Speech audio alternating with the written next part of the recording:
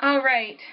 So, great first half on female anatomy. Just some general tips to help you out when you're drawing. And now we're going to try and apply some of those to how we incorporate it into an individual character. First, like my partner said, first half, there is no generic female figure or female shape. Every woman is a little different depending on how she was raised, what she did when she was younger. Did she play sports? Did she dance? Did she play video games?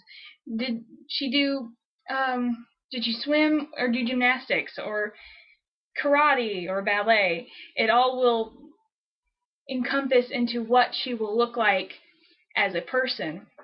As a really good example, I did ballet up until I was 10.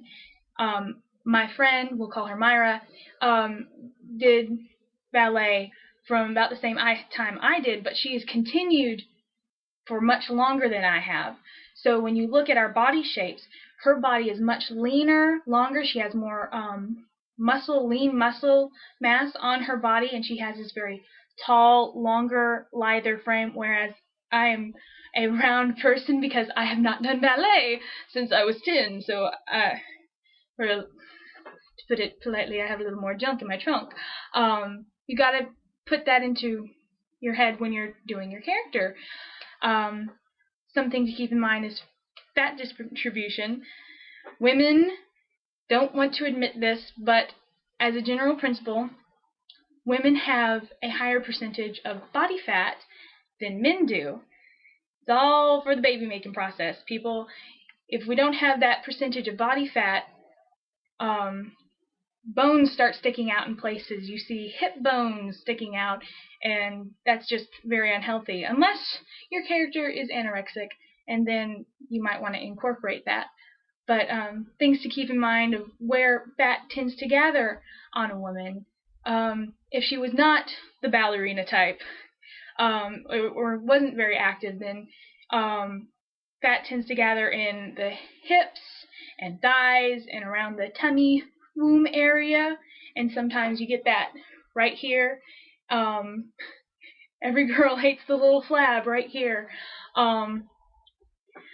And on the opposite end of the spectrum, when women start to lose weight, it starts showing up more prominently in the waist area and once again in the arms. Keep in mind, once again, the lifestyle and the personality of your character. Let's see. Another good example would be my friend Ash, who is more of a tomboy than myself. She did karate, whereas I did ballet, and so she's a little bit stockier. She's got not that lean muscle mass of a ballerina, but a little more oomph muscle mass. She's still got those great curves, but it's a different shape. That's the best way I can put it. Think about all those girls who can go out there and play contact sports with the guys, those girls who can go play soccer or can just go, hey, let's go play some tag football and easily tackle some guys. That's something to keep in mind when you're coming up with your character. Not every girl is extremely girly. We can keep that in mind. True, you look around my room, pink and blue everywhere, because that's who I am. I am a girly girl. I will wear the skirt. I will wear the eyeliner. I will make my hair look nice, because that's my character. And then you look once again at my friend Ash, who's more of a tomboy. She hates wearing anything fruffy. She likes t-shirts, she likes jeans, she likes very simple things. I can't drag her into a girly store to save my life. If I do, 10 minutes in walking around there, and she's like, out, let's go. That's it. I'm overloaded. I am done. Okay? She will wear something nice on the odd occasion, but it's very angular, not as floaty. Then again, you have to look at the girl who does have that float potential, I think, who likes the dresses, who likes to dress up and likes to be super girly all the time. You got to look at those ends of the spectrum and see how they relate to your character. Something to keep in mind is if you're sitting around school or sitting around work, you might want to observe people in your surroundings.